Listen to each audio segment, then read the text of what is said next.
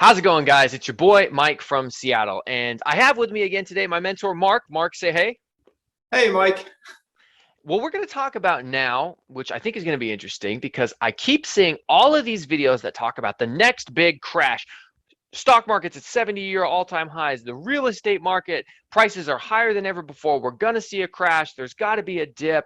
It's just craziness out there on the internet in terms of headlines. So what I want to talk about with Mark is first, what was he doing during the last two crashes, the dot-com bubble burst and the Great Recession, and then what his thoughts are as to what or how the next crash will happen. So Mark, take us through who you were and what you were doing during the dot-com bubble burst. Sure.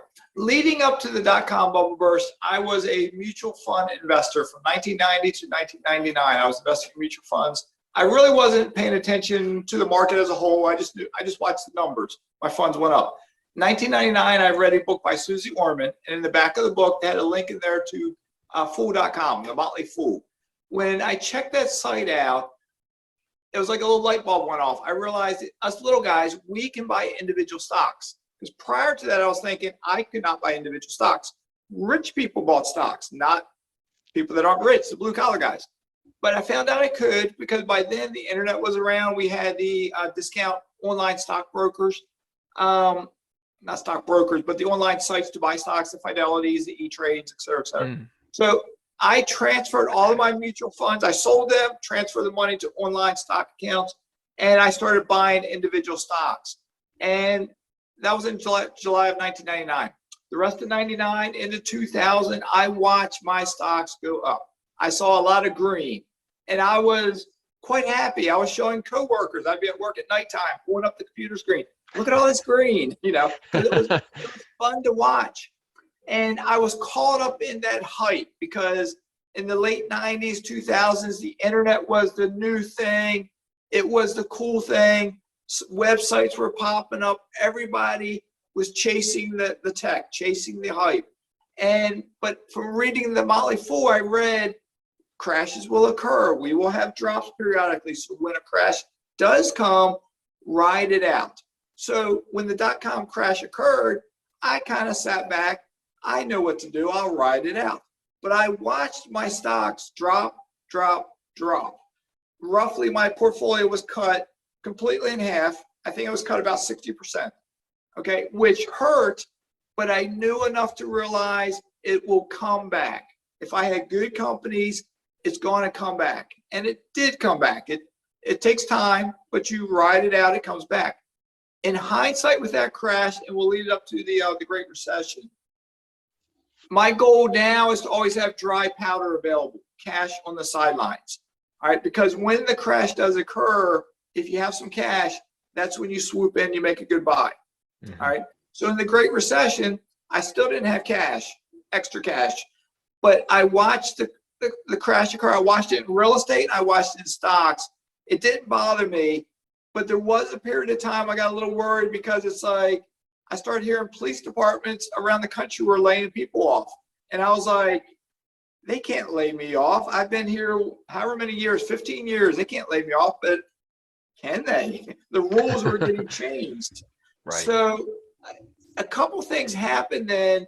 I did have just a little bit of money to make a good stock, one of my better stock buys, which is buying Apple stock in 2009. But it also shifted my mindset more so that I need to take care of myself financially. Because what if I do get laid off? I have to start doing a better job to take care of myself financially. All right. From the Great Recession leading up to, say, 2015, 2016, a couple things occurred, like nationally. I would see drops in the stock market that were kind of like blips, 10%, 20%, 25%. And when these blips occurred, I would see the numbers that cash was pouring in. During the last two crashes, the dot-com and the Great Recession, when crashes occurred, money was coming out. And that just caused the crash to spiral downward. More recently, folks are somewhat more educated in a way. Money would be coming in to make these buys. But leading up to today, the market is making constant new highs. Okay, like you can turn the TV on and see that. The market's making new highs. And I got a thought to continue where I think we're going. Do you want me to continue in that direction, or? No, let me ask you one question. So you had mentioned that you wrote it out, and because you had gotten yourself, which I think is very important, because you were educated from reading thefool.com, you were anticipating that crashes were going to come. And then when 2007, 2008 happened, that was your second experience with another crash. And so you didn't panic sell, you didn't lock in your losses and lose everything. But I am curious, what stocks did you own at that time? You know, I mean, a lot of these companies, pets.com, just disappeared. So what were some of the companies or stocks that you owned back in the early 2000s that you held and rode out the storm with? In 1999, when I first bought individual stocks, I bought 16 stocks. 15 of them were well-known names. One of them was more of a speculative technology company. Out of those 15 that were well-known names, if I held all 15 until modern times, present day, almost all of them would be doing quite well. They would have come off their lows of 2001 and they'd be much, much, much higher. Now, one thing with stocks, and this could be the S&P 500 index fund, it could be individual stocks. If you own 10 stocks, 20 stocks, or 500 stocks in an index fund, just because a couple crash, you could have one or two companies that really take off. They will pull your entire portfolio up. If you own, and if you have the index fund, that's what happens in index funds. The S&P 500, you might have 5 companies that literally pull the entire index fund up. And the hard part, people think, is to choose those 5 companies if they're stocks. But if you can pick those 5 companies, you don't just do what the index fund does. Now you're doing what those 5 companies do, which is a huge return. And I'm going off on a tangent here, so bring me back. Well, I mean, you know, obviously, I think anyone's question would be, well, yeah, but how do you pick those? How do you pick those 5 companies? If anyone could just pick those companies, they would be doing it. But most people would sit around and say you need a crystal ball or you have to get lucky. However, as I've shared on my channel about your experience before, you actually have outperformed the stock market and index funds several years, if not most years that you've invested. So how did you pick those particular companies? What I started doing in the year 2005, I subscribed to a service called Stock Advisor at the Motley Fool. It's their subscription service. And the 2 brothers, David and Tom Gardner, will choose 1 stock a month. And then their teams will choose a total of 10 other stocks each month for best buy. So every month you get 12 stocks. I could not afford to buy 12 stocks. I could always afford to buy 1 stock a month. But what I did, I read the write-ups. You've heard Michael Zuber mention 15 minutes a day to study your market. I might take 15 minutes a day to read write-ups from the Motley Fool. And when the money allowed me, I would use my own thought process to choose what I thought was the best one. I do have a technology background because I was an electronics technician in the Navy. I think that helps me in regards to technology stocks. And I've also lived a life by living in different states. You've lived in different states. I've experienced the world. So in 2005, when I was looking to invest in 3 companies, I had been hearing about this company called Netflix. Red envelopes. People were getting red envelopes. They loved it. My coworkers loved it. I was poor, so I didn't subscribe to Netflix. But when I found out I could invest in Netflix, I invested in Netflix. And it did quite well for me because you invest. Peter Lynch was a successful fund manager. He's written several real estate books. He would always say, buy what you know. All right, so buy what you know. It doesn't mean you have to know the inner workings of how technology works. But as an example, when the pandemic hit last year, I think it was in February when we started the pandemic, it was coming our way towards the United States. I bought shares of Zoom. Mm-hmm. Why? Because I was thinking, society might lock down. Zoom, we can communicate online. Was it a bit of luck there? Yes, but was it more like it was knowledge that someone who had lived that long in life to realize, I don't know, it's luck combined with experience. Right. If that makes sense. Well, it does. And I mean, ultimately, what I hear from you when I chat with you all the time, and for the people out there who don't know Mark as well as me, That bookcase behind him is full of books after books after books. He's read them all. I get posts from him all the time. You know, we invest in Indiana, and I'll get an article about this or an article about that company coming. And, you know, being well educated on the subject that you're choosing to invest in. He's talking about stocks here, having confidence that these companies were going to be successful even if there was a crash.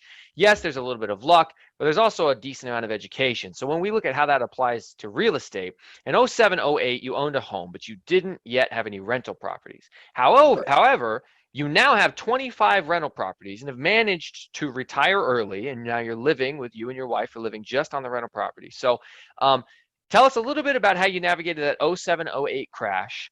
And do you think we're headed towards another crash? And if so, how? Sure. 07, 08, a couple things happened. The stock market crashed, but the real estate market crashed. I remember for the first time looking up properties in the state of Florida, and I would see certain houses that were selling for $500,000 last year are now selling for $80,000. And I was like, whoa. Because wow. it was parts of Florida was a bubble back then. Mm-hmm. All right. And that was spread around the country. So I think it got my brain to start thinking in the direction of real estate. I didn't buy anything then, but I was thinking about it. Mm-hmm. So looking ahead now, I think I mentioned this to you earlier, there are folks out there saying we've been on a long bull run. There's folks out there saying real estate is already at another high, that we're going to crash. I look at real estate, there's only like 1.2 million houses available for sale right now. We should have 3 million. Yes, prices are high everywhere. I don't think they're going to pull back anytime soon. And I don't know what my definition of soon is. It may be a year, maybe 2, maybe 3, maybe 10. But at the same time, the stock market could crash at any time. It would never surprise me when it crashes. But when I step back and I look at the big picture, I read something recently talking about 100 years ago that there was, for the first time in the history of the U.S., 3 large things happened almost at the same time that just changed the world. That was electricity came about, because you go back to the 1920s and 30s, electricity wasn't mainstream. You had the automobile. It came about in the early 1900s, 1920s, but it wasn't mainstream until a little bit later. And then we had electricity, the telephone, and vehicles. So you had the telephone. The 3 of them came into existence and went mainstream at about the same time, and it really changed the world. Right now, we have 5 different things happening that I think will also change the world. It's not 3, but it's 5. And I'm not going to remember all 5 because I don't have it in front of me. But one is DNA sequencing. All right. That's something. Where are you from? Where am I from? Our ancestors. Mm-hmm. What is in our health? You know, but you got the DNA. Just it's a lot of stuff going on in the health field, the medical field. You have blockchain. You mentioned, I think, cryptocurrency and Bitcoin. Mm-hmm. Blockchain is the infrastructure. All right. When blockchain takes off, that's when the cryptocurrencies can really get going. You have power storage, like storing electricity. We have electric cars right now. We have solar, but we don't have a good way to store that power. They're working on it, and they're getting to the point they got to figure it out. Everything I've mentioned so far, those 3 things, they're at the point they got it figured out. And there's 2 other categories.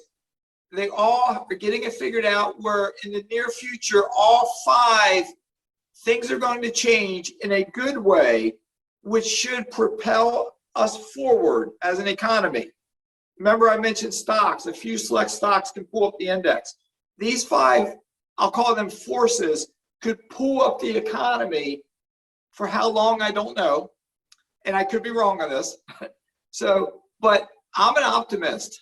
And I think I've thought about this a lot. You remember I made a video a while back about the S&P 500, comparing it to whatever the year, 16 or 17 year period back in the 60s and the 70s. Right. But the more I look at modern times, I think we're poised.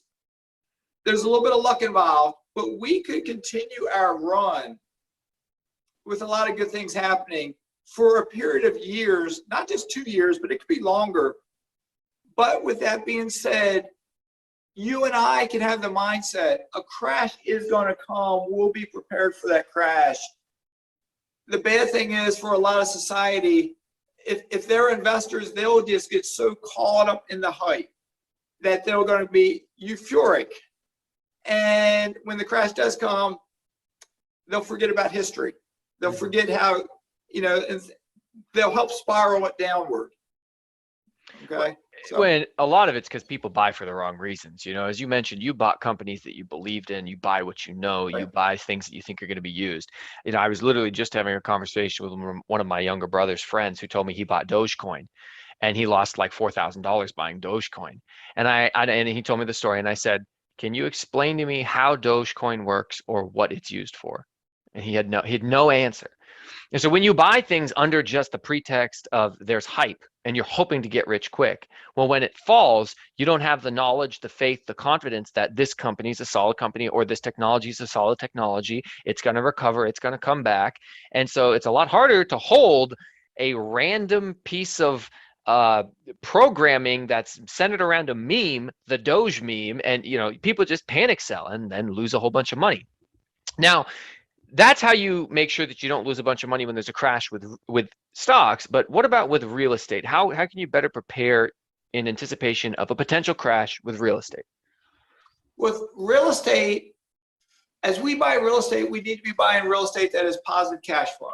All right. And you've talked about running numbers and having positive cash flow. As long as we have positive cash flow and as long as we have fixed rate debt, 30-year mortgage, fixed rate debt, if the real estate market crashes, our houses may drop in value from $100,000 to $50,000, but as long as we pay that mortgage, it doesn't matter. Our mortgage payment doesn't change. We have fixed rate debt. As long as our tenants pay us our rent, we pay the mortgage. Who cares if the value of our house drops? Now, if you're a homeowner and you panic because you thought your house was worth $500,000 and now it's worth $250,000, that scares you. And if you had an adjustable rate mortgage on top of that and the interest rates go up, that's when bad things can happen. But for real estate investors, 30-year fixed rate debt, buy smartly, buy with positive cash flow. Don't get alligators, don't have negative cash flow, and just ride it out. No matter what happens, even if we have a pandemic and some tenants stop paying rent, just ride it out. Yeah. And this is what you've explained to me. And I know if we've had conversations, I've heard it on your channel, I've made the point on mine. In 07, 08, which again, I was 16, 17 years old, so I don't mean to talk about it like I was an expert at the time, but I've studied it since then. 07, 08, people had bad loans, liar loans, ninja loans, adjustable rate mortgages. They were buying houses that they couldn't afford. And then when the value got cut in half, and they couldn't make their mortgage because their mortgage payment ballooned up. Then they couldn't even sell the property because now it wasn't worth as much as it was. It created just this downward spiral that dragged the stock market down. Nowadays, if you're investing in real estate and you have positive cash flow, a mortgage, most of our rents in our area are $800 to $1,000, and most of our mortgages are $400 to $500. So even if your rents got cut in half, you would still be breaking even. And you have 30-year or 15-year fixed rate debt that cannot be changed. The bank can't call your loan early. You weren't into any dangerous loan products. You can weather the storm. So really what I'm hearing from you on the whole conversation is crashes have happened in the past. The stock market has crashed many more times than real estate. Sometimes the stock market crashes independent of real estate. Sometimes they crash together. But if you're buying companies that you know, technologies that you understand, good companies, or you're investing in real estate in a conservative, intelligent way for cash flow, you will be prepared to weather the storm. And if you're not doing those things, well, you're probably going to get what's coming for you. Is that an accurate assessment? That's quite accurate. Sounds very good. All right. Well, Mark, I appreciate you giving us the insight on this one. I know the crash is always a hot button topic. I got one more video I want to do with you, so I will catch you in that video.